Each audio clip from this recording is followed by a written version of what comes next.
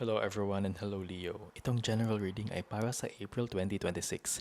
Kukuha tayo ng cards para sa iyo with additional advice cards na gustong iparating ng universe. Ang goal natin ay magbigay ng gabay gamit ang light from the Creator. Bago tayo magsimula, alam nyo ba na karamihan sa mga nanonood dito ay hindi pa nakasubscribe? Isang click lang po ng subscribe para mas mapalawak pa natin ang pagbabahagi ng liwanag at gabay dito sa hulawan. Thank you sa pag-subscribe. You have the Eight of Swords reverse sa past card mo.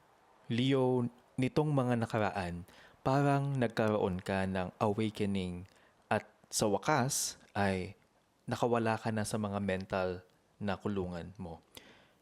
Ramdam dito yung relief mo na nalaman mong ikaw lang pala ang nagkukulong sa sarili mo at ngayon ay handa ka nang lumabas sa dilim.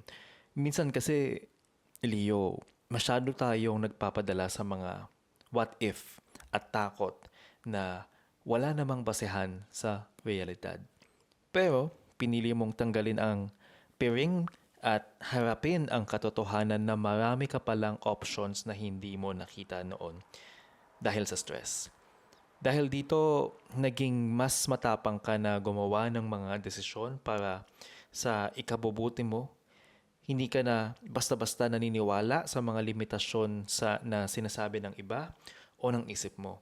Dahil alam mo na ang totoo mong kakayanan. You have the Ace of Cups reverse as your present card.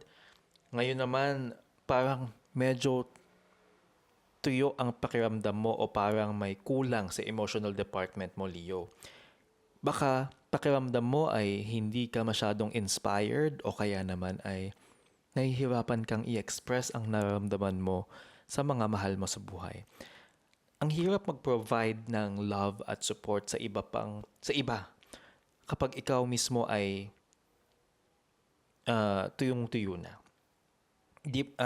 Imbes na maging open ka sa mga bagong koneksyon, baka mas piliin mong mag-isolate muna dahil pakiramdam mo ay hindi mo kayang i-handle ang mga emosyon ng ibang tao ngayon. Dito kasi, baka may self-love issue na nangyayari sa'yo sa kasalukuyan.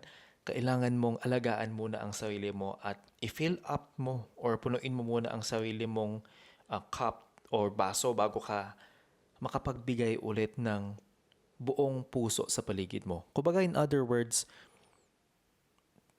mahalin mo muna yung sarili mo. Huwag kang nagbibigay sa iba kung ikaw mismo ay kulang pa. You have the Lovers reverse as your potential card. Leo, may malaking chance na magkaroon ng ilang conflicts or disharmony sa mga relationships mo. Ito yung time na baka maramdaman mo na hindi kayo magka-wavelength ng partner mo o ng mga taong malapit sa'yo na pwedeng magdulot ng kalituhan. Bago magkaroon ka ng issues sa paggawa ng importanteng choice dahil sa magkaibang values or priorities, imbis na mag-focus sa connection, baka mas manaig ang misunderstandings na pwedeng mauwi sa pansamantalang paglayo or pag-aalinlangan sa isa't isa. Kaya naman, Leo, asahan mong kailangan ng extra patience at communication para maayos ang mga misalignment na ito. Ito yung potential na mangyayari kung hahayaan mong ang pride or kawalan ng honesty ang mag-rule sa iyong mga connections. You have the Page of Wands in reverse sa advice mo. Para sa advice mo, Leo, kailangan mong mag-ingat sa mga pabigla-biglang desisyon o balita na hindi naman pala solid ang foundation. Oras na para maging mas grounded ka at huwag basta-bastang tumalon sa mga bagong projects nang hindi pinag-iisipan ng mabuti ang consequences. Huwag kang masyadong magmadali na maging bida sa lahat ng bagay kung hindi ka na pa naman handa sa responsibilidad na kaakibat nito. Gamitin mo muna ang time na ito para mag-reflect ka at ayusin ang iyong mga plans para hindi ka mapahiya sa huli. Mag-focus ka, Leo, sa pag-build ng iyong skills at wag lang sa hype ng bagong ideas na dumarating. Isang malinaw at kalmadong plano lang ang kailangan mo para mabalik ang ilaw, ang sigla mo na hindi ka nauubos o napapagod agad. You have the Seven of Cups in reverse as your potential outcome. Kung hindi ka mag-iingat sa mga chances mo or sa mga choices mo, Leo, baka mauwi ka sa isang sitwasyon na puno ng kalituhan at maling akala. Pwedeng ma-overwhelm ka sa dami ng illusions or pangarap na wala namang patutunguhan dahil sa kawalan ng focus at clarity. Baka kasi maging immature ang pagpili mo at mauwi ka sa pagsisisi dahil nabulag ka sa mga superficial na bagay. May tendency rin na maging stagnant ka dahil hindi mo alam kung aling path ang susundan na sa gitna ng napakaraming options na hindi naman lahat ay totoo. Ingatan mo rin, Leo, na hindi ka masyadong magpadala sa mga empty promises ng ibang tao.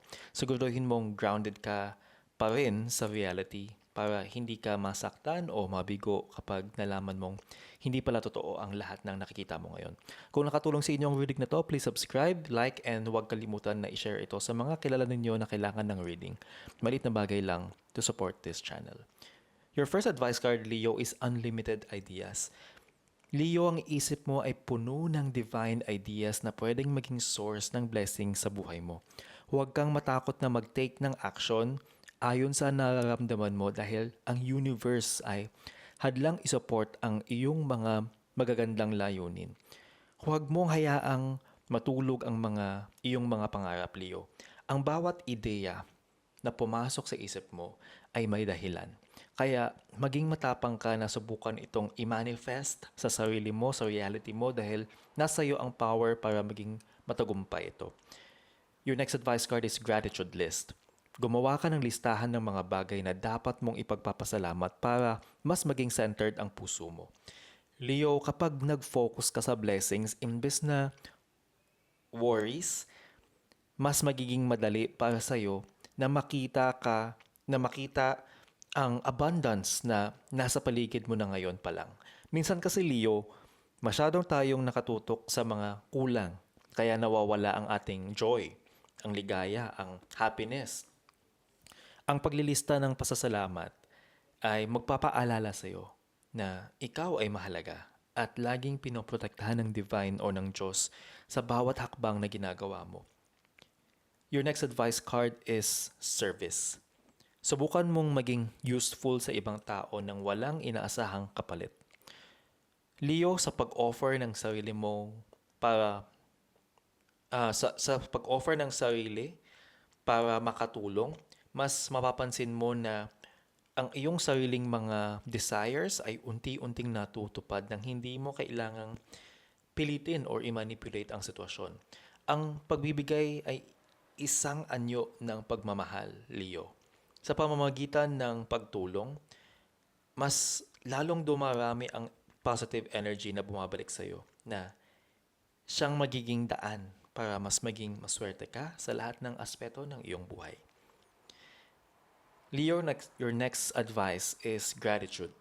Pangalawang gratitude advice card mo to, Leo. Hanapin mo yung healing power ng pasasalamat. Kahit sa maliit na bagay lang bawat araw. Hayaan mong ang pakiramdam na ito ang magsilbing mainit na sikat ng araw na magpapagaling ng anumang lungkot o bigat na nararamdaman mo ngayon. Ito ang iyong gamot sa stress, Leo. Ang pasasalamat ay hindi lang salita, kundi isang state of mind na magbibigay sa iyo ng sapat na lakas para malampasan ang anumang hirap na pwedeng dumating sa iyong harapan. Your next advice card is Dear Love. Maging mabait at gentle ka sa sarili mo, Leo. Dahil ang love ang pinakamalakas mong tool para sa healing. Kilalanin ang iyong sarili, halaga, at grace. Kung may love ka sa sarili mo, makakausad ka, malalagpasan mo, maghihilom ka. Tignan mo ang liwanag sa lahat ng bagay na dumarating sa buhay mo. Huwag mong sobrang i-pressure ang sarili mo, Leo. Deserve mo rin ang pahinga at pagkalinga. Kaya, bigyan mo ng panahon ang sarili mo na ma-enjoy ang mga simpleng bagay na nagpapasaya sa'yo para lalo pang tumibay ang iyong loob. You have dragonfly magic. Yakapin mo ang transformation mo at wag nang matakot na bitawan ang mga bagay mula sa iyong past, Leo. May magic ka sa loob mo na kailangang lumabas. Kaya magtiwala ka na ikaw ay blessed at may sapat na galing para maabot ang mga pangarap mo. Ang buhay ay puno ng magic. Kung hahayaan mong mangyari ito, Leo, huwag kang kumapit sa mga luma.